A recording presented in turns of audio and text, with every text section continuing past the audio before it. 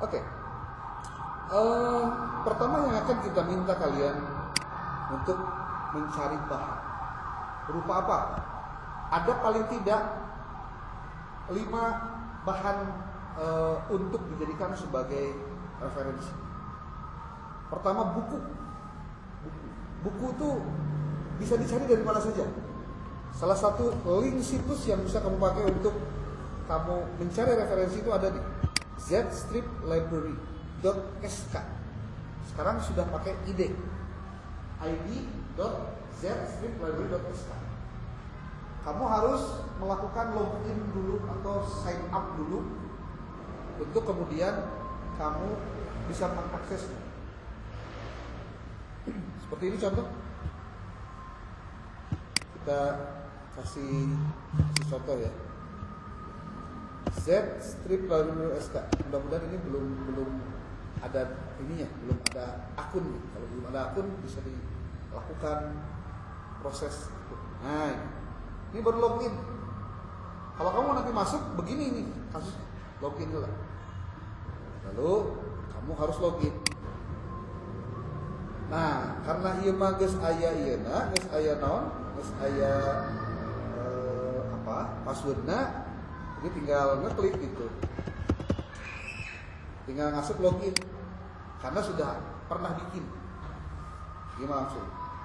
Nah, kalau yang belum, itu nanti ada create password. Create password ya. Seperti ini nih. Di Hyperlink. zstriplibrary. Oh, ini belum nih, kayaknya belum. .sk. Karena hampir rata-rata akun ini udah pada ada. Nih. Login. Oke. Nanti kamu don't have an account, create. Oke. Masukkan emailnya, email yang kamu pakai ini, Google ini. Passwordnya kamu tulis, boleh bikin sendiri atau boleh disediakan oleh Google-nya. Lalu nickname-nya apa? Tulis nama kamu. Lalu kemudian create account. Nanti bakal muncul kolom untuk diminta masukkan 4 angka. Yang itu diberitahukannya melalui email. Kamu buka emailnya, masukin angka-angkanya, klik, beres. Oke, boga akunnya. Seperti ini. Satu hari kamu bisa download 10 buku. Contoh, kita akan masuk ke materi yang lebih sederhana lagi, lebih simpel. Contohnya, metode penelitian hukum. Nah, aya teu bukuna.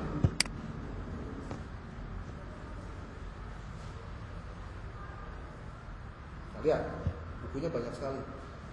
Kamu aya mata kuliah naon, peryogi bukuna, kamu tinggal cari aja bukunya di sini. Tuh, metode penelitian hukum, metode penelitian hukum, metode penelitian hukum, tuh. Gimana caranya supaya bisa klik kita? Tak, masuk ke dia. Oh, di sini ada. Nah, kalau ini 25,17 berarti 25 mega. Ayah kata gede, ya. Klik. Nanti bakal, nah. Ini biasanya kalau Google langsung dia kebenaran kita membina pias itu si tampilan nanti jadi kita tampil semua. Nah, kalau ada downloaded berarti sudah terdownload. Kamu tinggal baca aja di sini. Oh, ini can terdownload semua nih, filenya belum terdownload. Itu referensi pertama dari buku. Yang kedua yaitu mencari referensi berdasarkan artikel ilmiah. Ngambil di mana? Yang paling mudah dulu deh, dari Google Scholar. Tulis Scholar Google.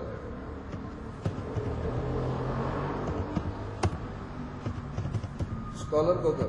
Oh, bahasa Indonesianya Google Cendekia. Tuh, Google Scholar. Asup kena Scholar-na, Google-na, diklik ya. Jadi nanti saya masuk ke akun Google Scholar ini, lalu cari yang kamu maksud. Contoh. Penelitian hukum. masalah dalam penelitian hukum. Contohnya gitu. Tuh, ada metodologi hukum, ada jenis dan metode pendekatan dalam penelitian hukum. Klik terus untuk mencari referensi. Jadi, memang nulis teh, cari referensi itu. Tentu, mencari referensi itu harus ditentukan juga salah satunya oleh kata kunci yang kamu ingin dapatkan dalam setiap naskah yang harus kamu kutip. Kabayang lamun kabeh maca buku, ya, tebal gitu, terus kumaha cara ngarana kata kuncinya aja apa? Kamu materi tentang apa? Itu nanti kita bahas. Itu contoh ya. Nih, buku metode penelitian hukum karangan Muhammad Citra Ramadan. Ini bukunya buku ajar. Karena kita mau ngomongin tentang hukum, ya ngomongin bukunya juga harus metode penelitian hukum. Macam-macam penelitian pada perguruan tinggi. Metode penelitian hukum dengan menggunakan metode penelitian sosial, langkah dan tahapan penelitian hukum. Tapi sekali lagi, iya mah metode penelitian hukum.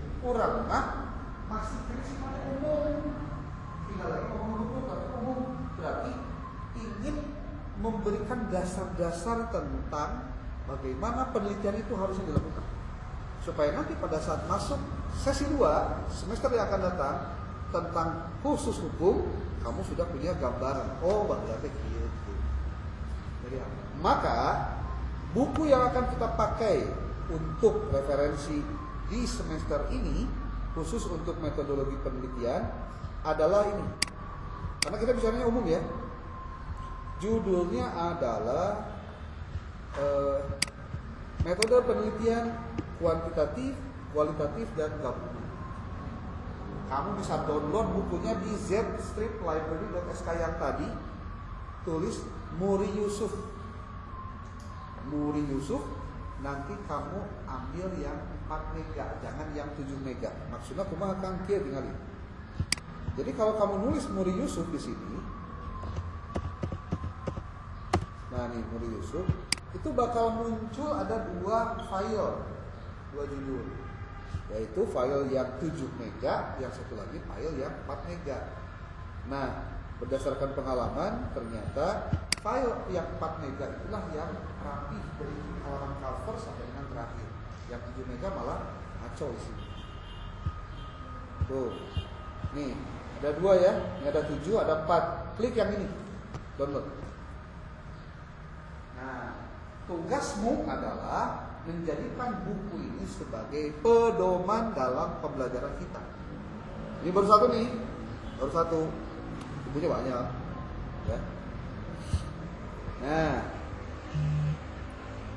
seperti apa bukunya? Ini bukunya nih. Biar kamu mengetahui bahwa dalam penelitian itu ada yang kuantitatif, ada yang kualitatif, ada yang gabungan. Pemahamannya seperti apa, bagaimana caranya, bagaimana cara menggalinya, kita akan bicarakan secara bahkan tentang filosofi kenapa melakukan penelitian. Itu juga perlu diketahui. Nah, di buku ini dibahas secara detail tentang hal tersebut. Kalian bisa lihat. Nih, judul pertamanya itu adalah tentang manusia, ilmu dan konsep penelitian, dasar penelitian. Yang keduanya bab 2, hakikat, fungsi dan proses penelitian. Yang ketiganya metode penelitian kuantitatif. Apa sih kuantitatif teh? Apakah ada di penelitian syariah atau hukum itu terkait kuantitatif? Ada. Ya. Lalu karakteristik dan jenis-jenis penelitian kuantitatif. Kemudian masalah penelitian, variabel penelitian, hipotesis, populasi dan sampel, rancangan penelitian eksperimen, teknik pengumpulan data dan validitas instrumen, teknik analisis data. Itu penelitian kuantitatif.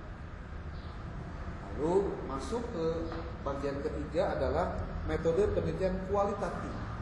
Dimulai dari penelitian karakteristik dan tujuan penelitian kualitatif, beberapa tipe dan strategi penemuan dalam penelitian kualitatif, masalah fokus dan teori dan subjek penelitian, lalu instrumen dan teknik pengumpulan data, validitas, reliabilitas, dan objektivitas dalam penelitian kualitatif, lalu teknik analisis data, kemudian itu bagian ketiga. Di bagian keempat bahasannya adalah tentang penelitian gabungan atau mixed method.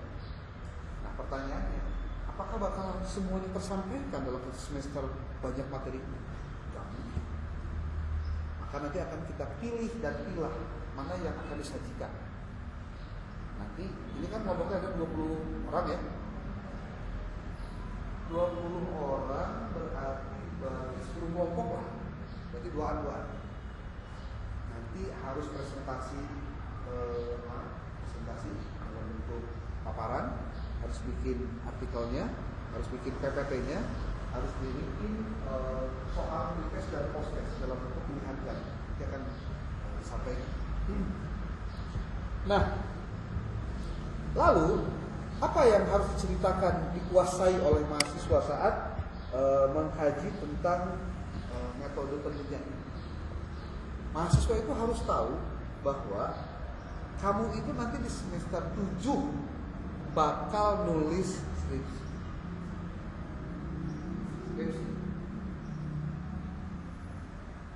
Yang skripsinya itu harus sesuai dengan bidang. Kalau kamu bidangnya adalah bidang hukum ekonomi syariah, maka penelitian jenis skripsi bagaimana untuk mengkaji tentang SN. Jadi kalau ditanya fungsi dari mata kuliah ini apa, justru sebagai jembatan memahami riset itu dilakukan. Jadi lamun dengar di mata kuliah atau tara adir kuliah atau mengerjakan tugas kumaha, ya ulah khawatir jangan pikir bahwa dia akan paham bagaimana cara melakukan riset. Ulah jika pada saat ditanya skripsi masalah tanya metode penelitian tak apa, berumusan masalah dengan coba. Nah, karena skripsi ini menjadi bagian penting dari proses penyelesaian kuliah kamu, berarti memahami skripsi dilakukan penelitian berarti ini jadi penting. Karena penelitian itu bukan hanya skripsi, bisa tesis, bisa disertasi, bisa penelitian lapangan yang lain, banyak. Ari nulis skripsi mah karena kewajiban kamu kudu membereskan S1, S2, ini tesis, S3 berarti ya disertasi. Tapi itu semuanya penelitian. Nah, sekarang kita lihat contoh yang kamu nganjang kapageto.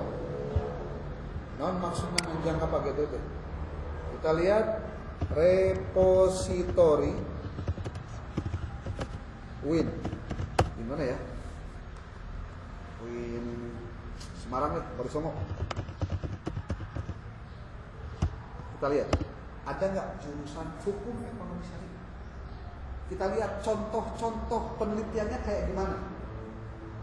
Nih, repository UIN Wali Songo. Kamu masuk ke situ, sini masuknya, kemudian browse by division, divisinya.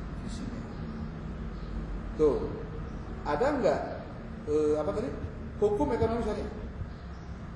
Ctrl F, hukum ekonomi syariah. Nih, hukum ekonomi syariah.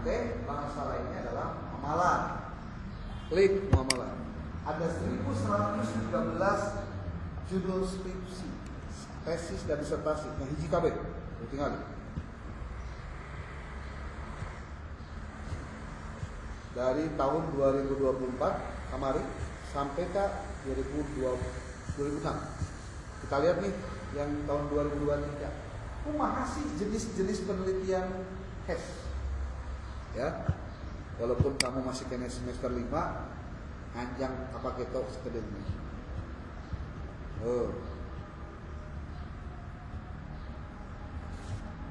Judulnya rata-ratanya model itu. Tinjauan hukum Islam terhadap jasa Jailbreak Icon Operating System. Tinjauan hukum ekonomi syariah terhadap penyelesaian sengketa perjanjian sewa studi kasus CP Akila bla bla bla bla bla. Tinjauan kompilasi hukum ekonomi syariah terhadap hutang bahan bangunan material, studi kasus di desa bla bla bla bla bla.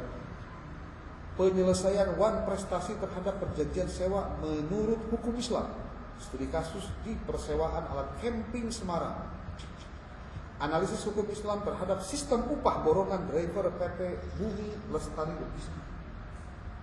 Nah, iya mau ngerti lah, mau dibaca judulnya doang. Berarti kudu kumaha? Bacaan ini. Tapi ada ulah dibaca kabeh da moal kaburu. Ti ayeuna kamu kudu boga fokus riset kamu. Rencana fokus riset. Ade. Rencana fokus riset. Karena pembagiannya banyak banget hukum ekonomi syariah teh. Ya mau amalan teh urusan banyak. Kamu akhirnya ku zaman teknologi canggih aya online, marketplace. Wah, slow ya. Sampai kemarin ketika yang ramai itu ya Ustadz, nah manika apalah Ustadz Yusuf Mansur. Kan bikin bisnisan tuh. Ya, namanya Pay Trend teh nih. Jualan pulsa lah, ternyata ya belum tikar. Gara-gara naon banyak hal, salah satunya bisnisnya konon kabarnya kata Erwandi Yusuf itu seorang doktor lulusan Madinah ya, itu mana Erwandi Yusuf itu katanya di dalam Pay Trend itu ada riba. Mereka harus banyak riba. Pokoknya jadi riba sampai akhirnya Yusuf Mansur kan pernah amak-amakan dia. Dari mana duitnya? Pernah tahu? Tahu ya? Itu kenapa bisa sampai begitu? Salah satunya investor pada nagih ini kan investasinya. Sementara paytrendnya rugi. Mungkin bisnisnya bukan hanya paytrend. Tapi itu bisa ditinjau dari hukum Islam. Tuh, analisis hukum ekonomi Islam terkait saldo, bla bla bla bla bla. Nah, berarti kamu harus tahu tentang metode penelitian muamalah. Ayat tekan bukuna ulah diwejar perenggangan. Penelitian muamalah. Jadi pakai T, si pakai H. Orang cek.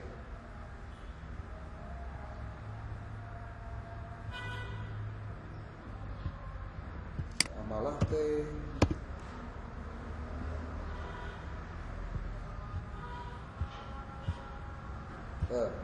ada fikih muamalahnya, ada muamalah dalam Islam, penelitian kualitatif, penelitian pergerakan harga saham, penelitian tindakan kelas, penelitian bisnis,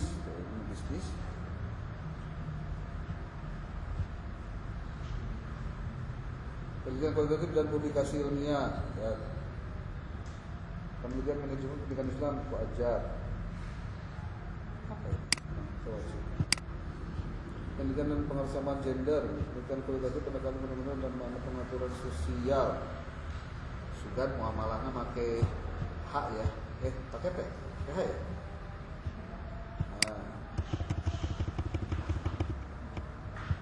Kurang cek kalau memakai muamalah unggul buku yang muncul nanti ada berapa buah. 7 utama kaidah fikih muamalah.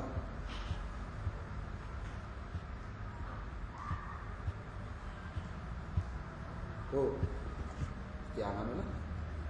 Teori dan implementasi.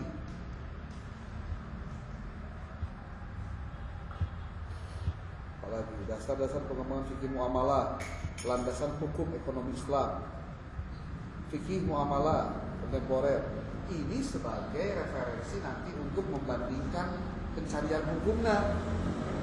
Ya, ini dari referensi mana? Nah, kalau untuk artikel kumaha? Nyarinya tadi minta naon? Google Scholar. Google Scholar itu kumaha nulisnya scholar.google.com. Kamu tinggal tulis dia. Contoh, Hukum ekonomi syariah.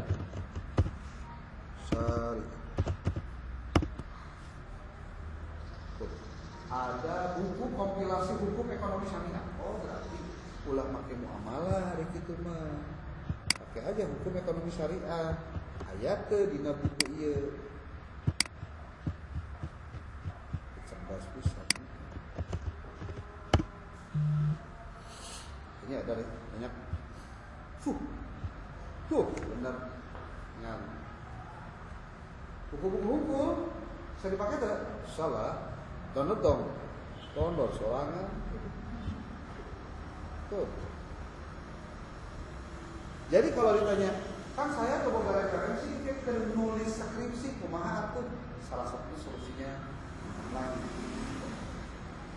Kan laptopnya di bawah, download, sambil.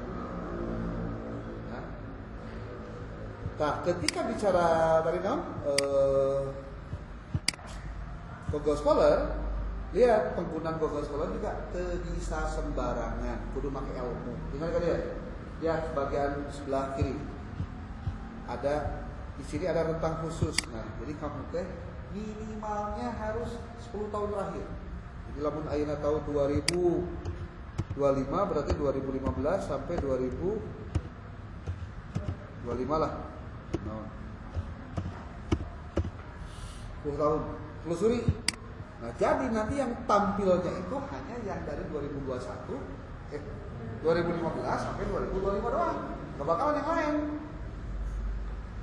Jadi lamun untuk pakai filter mah sekayang si Google Scholar menampilkan itu teh. Ini contoh aja. Ketika kita masukkan kata kunci hukum ekonomi syariah, ini yang muncul. Tuh. Sini. Ini tidak langsung ngambil ke jurnalnya, tapi ngambil dari Google Scholar. Gimana kalau ngambil dari jurnalnya? Iya pasti repot. Sebab naon? Jurnalnya kan loba. Seperti contoh nih ada STI Hidayah Bogor. Di sini ada judulnya Hukum Ekonomi Syariah dalam Tatanan Hukum Nasional. Klik weh, kamu klik. Nah, dia hanya menampilkan PDF namun langsung masuk karena linknya. Lamun ngeklik di dia karena emang di dia PDF. Kudu kumaha nu diklikna ieu nu teh. STI alhidayahbogor.ac.id. Tuh sarua di dieu. Karena apa? Ini alamat web. Kalau pengen tahu rujukannya, lihat ke sini.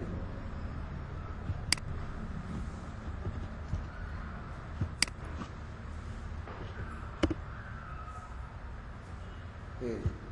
Hukum syariah dalam tatanan. Tuh. Ayo. Gimana mana? Jurnal. Dari jurnal kamu akan banyak menemukan hasil riset orang lain terkait dengan penelitian-penelitian. Sehingga itu akan jauh lebih powerful untuk dikutip. Karena apa? Hasil penelitian. Gitu. Jadi tuh berapa? 2 ya.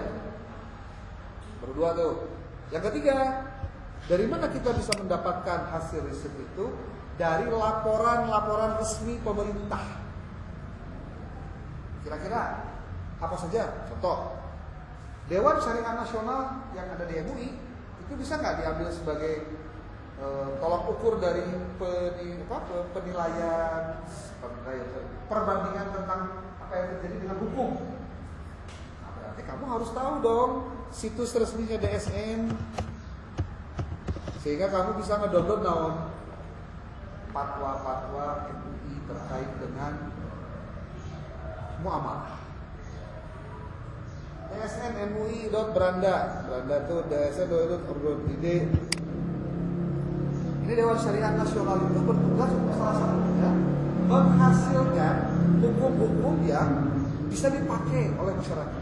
Seperti contoh kasus ketika kemarin di Kota Sukabumi, kalau wali kotanya membahas tentang wakaf uang. Ini tuh boleh apa enggak? Ya seperti yang kamu tahu siapakah wali kota hari ini, ya begitulah. Artinya jadi rapi. Padahal MUI sendiri sudah ketok palu yang namanya apa? Wakaf uang itu boleh. Ya ada masalah secara hukum. Tapi kenapa kok jadi ramai ketika bicara informasi kamu ini? Karena penyelenggaraan. Dan seperti yang dikatakan oleh Pak Dr. Tatang, salah satu Dewan Wakaf Indonesia, dia bilang bahwa wakaf itu sangat bergantung pada trust. Trust itu apa? Kepercayaan dari masyarakat. Karena ini bisa, jadi wakaf itu ternyata boleh, orang non muslim pun berwakaf, boleh. Persoalan kata pahalanya ke mana orang tak urusan ya. Tapi artinya kalau orang non muslim bisa nggak berwakaf? Bisa. Syaratnya apa? Dia harus mentaati semua ketentuan wakaf yang dikelola oleh orang Islam. Makanya kaget, bisa ya cerita orang non muslim wakaf. Nah ini contoh. Nih.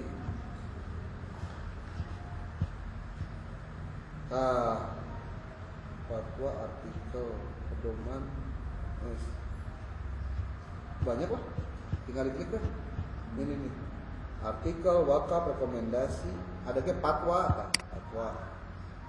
fatwanya apa saja tentang fatwa MUI dari mulai tahun berapa sampai tahun sekarang, termasuk sok biasa ramai geningan, lamun rek tanggal 25 Desember, hukum misalkan Muhammad Natal. Tentang apa baik? Itu sok ayo kawan.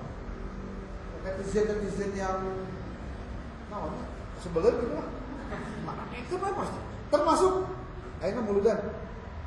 Sok aya we teh YouTube aya deh. Haram muludan syirik bid'ah. Subhanallah. Saya punya feeling kayaknya jelemana eta tak keneh gitu. Nu hayang bikin kisruh suasana. Zaman ayeuna mah geus canggih ya tuh. Orang tuh boleh memilih karena tahu banyak alternatif yang bisa dipelajari. Tuh, lihat. Jaro mustarak tuh, akad i'arah. Produk asuransi jiwa Dwipuna Mandiri Syariah. Pelunasan utang pembiayaan merubah sebelum menjadi tempo akar samsara. Dan masih banyak yang lainnya yang bisa kamu pelajari di sini. Berarti bisa berjita? Ya, 1, 2, 3. Jadi artikel penelitian itu akademis ya. Kalau yang kedua tadi ini putusan dewan-dewan begini ini berarti bicaranya sudah menyangkut hukum yang berlaku di satu negara tersebut. Kalau kamu ingin mengkaji tentang hukum yang dilaksanakan di luar Indonesia, ya kaji juga tentang Dewan Ekonomi Syariah contohnya Malaysia. Ayah ente contoh apa?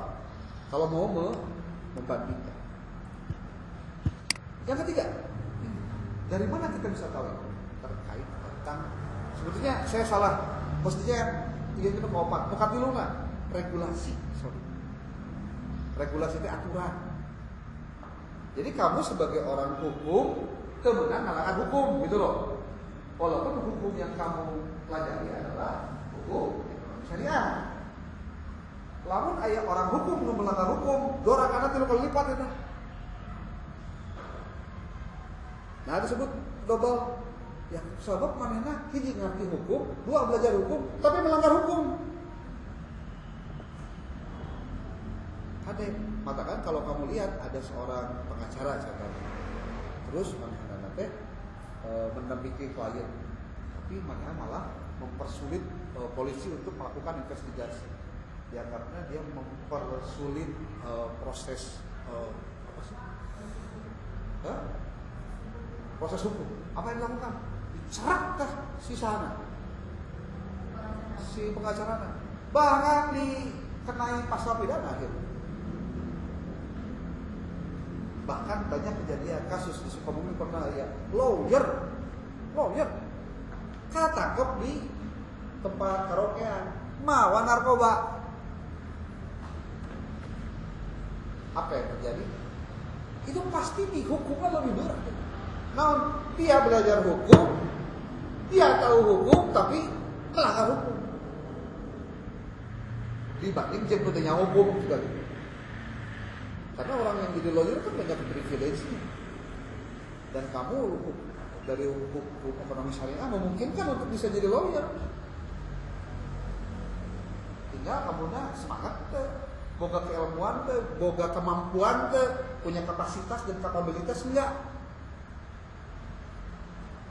Pulangan hayang diajarna mung kan ngeri kayak gitu. Jadi yang keempat tadi apa ya? Yang saya sebutkan ketiga ya. Yang ketiganya tadi regulasi dulu, regulasi. Regulasi teh naon kan? Regulasi teh aturan hukum. Kade tentang hukum banyak gak aturan anak? Banyak banget. Bahkan ada undang-undang. Nah, kamu berarti harus tahu bagaimana urutan perundang-undangan, urutan regulasi. Ada peraturan, ada undang-undang. Kan gampang wae kieu. Nanti susunan perundang-undangan di Indonesia. Nah, ini. Dari mana mimitina jeung ujungna kumaha? Nih, lihat. Hierarki peraturan perundang-undangan Indonesia adalah pertama Undang-Undang Dasar 45, kedua ketetapan MPR, ketiga peraturan undang-undang atau peraturan pengganti pemerintah. Ingat ya, undang-undang itu nilainya atau statusnya sama dengan Perpu. Apa itu Perpu? Perpu itu adalah peraturan pemerintah pengganti undang-undang. Siapa yang mengeluarkan? Presiden. Undang-undang mah hayang diketok palu, kudu ngumpul heula 555 anggota dewan kabeh. Lamun presiden tidak setuju dengan undang-undang itu, diganti ku Perpu. Menang tuh, menang. Itu sorangan. Kan Indonesia mah menjadi presiden kan powerful. Katakan pun kan 10 tahun terakhir, udah menjadi hati hukum dan kumaha. Loba-loba. Bisi mana yang pendukung Jokowi hampura. Ya memang geus lain zaman Jokowi deh ini. Kedeng-deng lo baru bakal dicerak tah menteri-menteri Jokowi. Emang bermasalah hukum. Yang pertanyaan lagi ya, mah ada ngomong tadi politik. Karena hukum enggak masalah. Apa presiden tidak tahu bahwa di setiap kementerian itu selalu ada uang yang dimanfaatkan oleh menterinya untuk kepentingan partainya? Ya Allah. Kan pertanyaan, kunaon make dianggap? Jawabannya gampang, sebagai kartu as lamun enak. Karena presiden bisa nitah jaksa agung, bisa nitah polisi, bisa ya. Iya. Sok pikir kan. Siapa untuk presiden? Katakan kabeh mah ke zaman Jokowi jadi presiden. Wah ketua partai bukan nurut atau bukan nurut. Sama belakang mana macam-macam. Benar. Ini kejadian.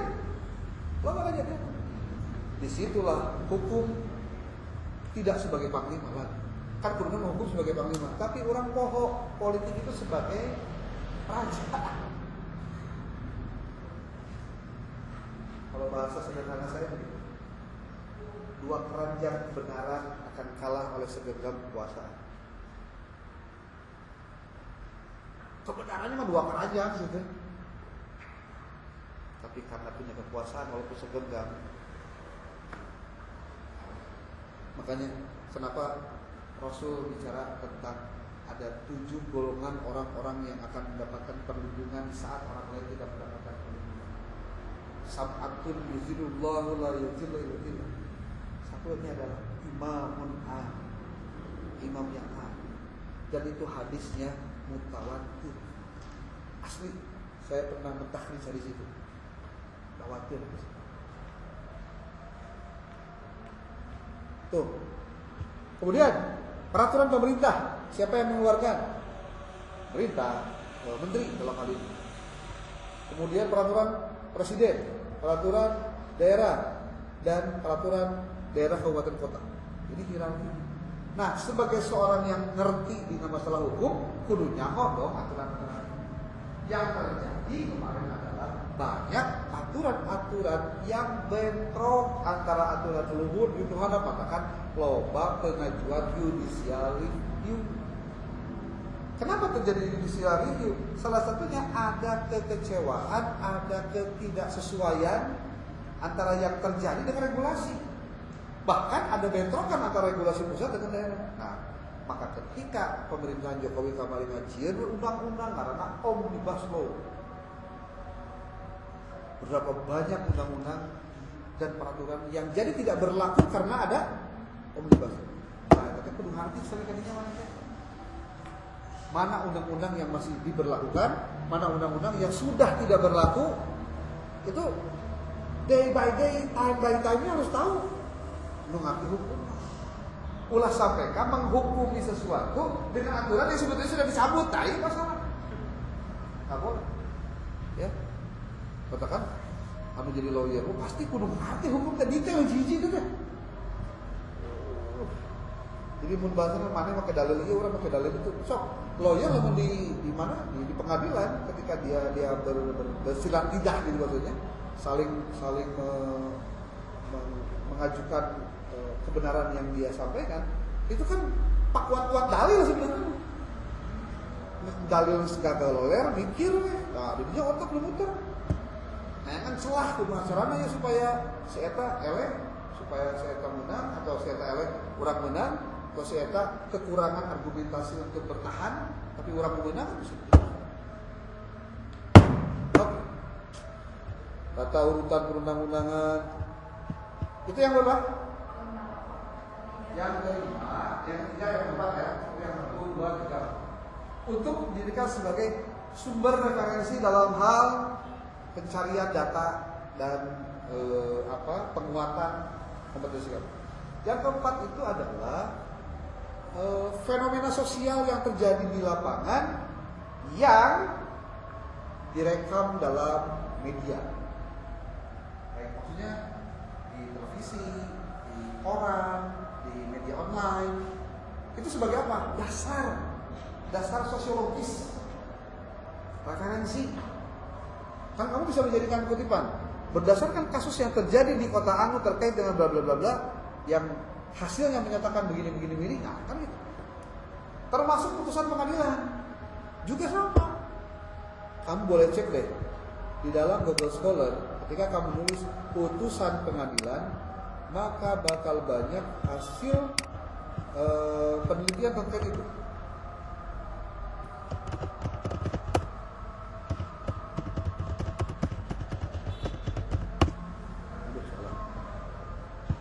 Nih lihat, tuh putusan pengadilan. Perkara penolakan pembatalan merek terdaftar dalam gugatan perdata analisis putusan pengadilan niaga Jakarta bla bla bla bla. Menganalisis hasil putusan pengadilan. Iya teh, analisisnya analisis hukum dan terkait dengan muamalah. Analisis juris pemindanaan terhadap pelaku tindak pidana pemalsuan gelar akademik. Tuh, studi putusan pengadilan negeri bla bla bla. Banyak sekali. Nah, iya mah kan yang terekam. Sekarang berita online-nya kayak gimana? Nih, kasus rame kemarin awal. Tong, modem. Yang nyangkut hukum sampai rame. Iya kan?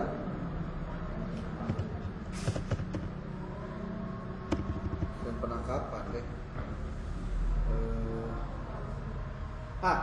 Iya.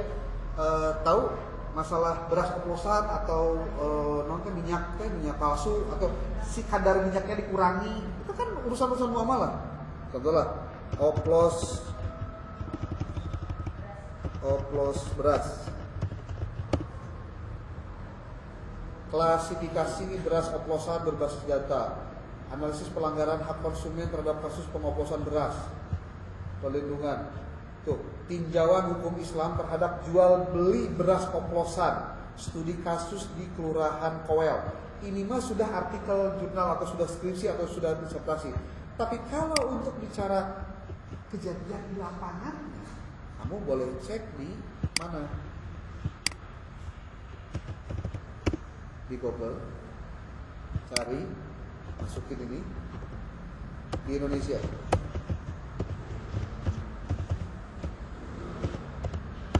pemalsuan uang palsu. Itu urusan muamalah bukan? Iya. Nih, praktik oplos bara beras di Indonesia. Nah, ini bisa menjadi bahan dasar. Kenapa kita mengkaji ini? Karena banyak praktek-praktek yang terjadi ya, jadi referensi. Jadi 5 ya. 1. Bumbunya pasti. 2, 3, 4. Hah? Laporan pemerintah kayak DSN tadi, atau produk-produk yang lain dari jenis yang lain lah. Dari MUI juga sama keputusan. Yang kelima, yang terekam di dalam berita atau media sosial. Jadi 5 bahan inilah yang nanti bisa digarap untuk kamu mendapatkan bahan-bahan referensi untuk melakukan penelitian. Sementara itu dulu untuk pengantar awal. Mohon nanti dipastikan tidak keliru memahami perkuliahan kita, karena nanti akan banyak yang harus dipelajari. Pertama, baca yang Muri Yusuf tadi. Di situ akan ada pertanyaan di setiap akhir bab ada pertanyaan, dan di pertanyaan ini kamu harus menjawabnya. Nih lihat. Kerjakan di sebuah buku. Di sebuah buku, sorry, di kertas. Kertasnya kok akan dikirim. Kertasnya dikirim.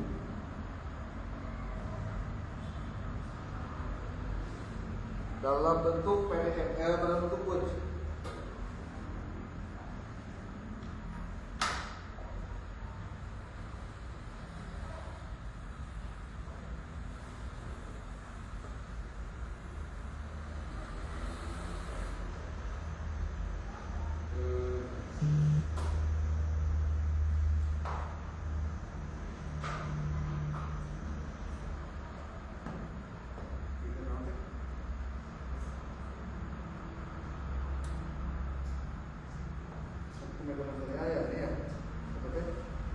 Sudah masuk semua belum? Sudah. Coba kalau jadi admin kan?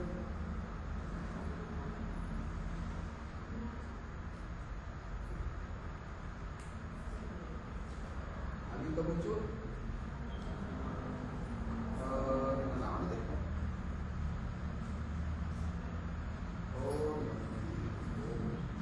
Sok di admin kan? Akan diadminkan usaha stop, diberi nama ya, ininya apa, di setting WA nya namanya yang jelas, yang benar, jangan sampai kosong gak ada namanya.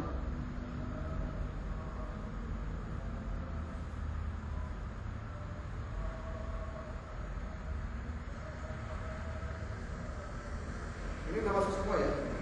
Oke, kan 18 ya. 2 bisa masuk. Masuk kan? Hah?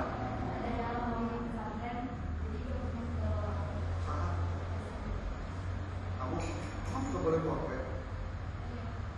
Bagaimana? Oh iya. Terus kamu infonya dari mana? Hah? Kemana sih kamu?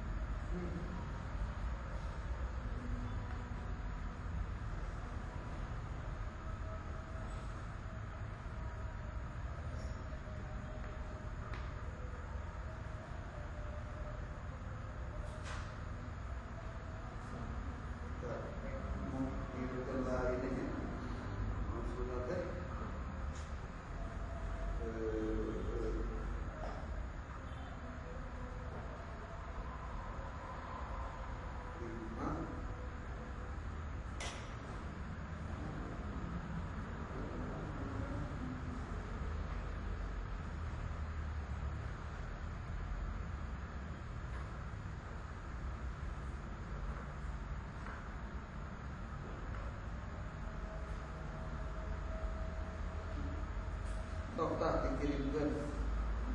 Ada nomor 2 metode penelitian kuantitatif pengetahuan.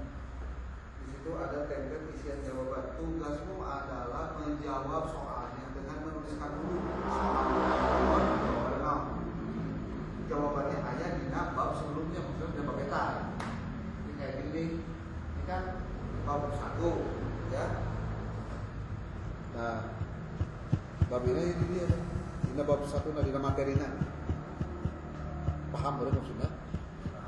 Dikerjakan setiap minggu di komputer, mulai minggu depan. Dikerjakan di naon? Dina file, dina file maksudnya. Dia di print out si ya si naon? Si file Word-nya di print out. Dikerjakan setiap minggu. Hiji ke para. Kertasnya A4. Kertasnya ini nih. Apa itu? Formatnya ada di situ. Nu bieu di WA. Kudu ningali ka mana-mana. Pembahasan minggu depan masih seputar dasar-dasar dulu ya, sebelum nanti minggu depan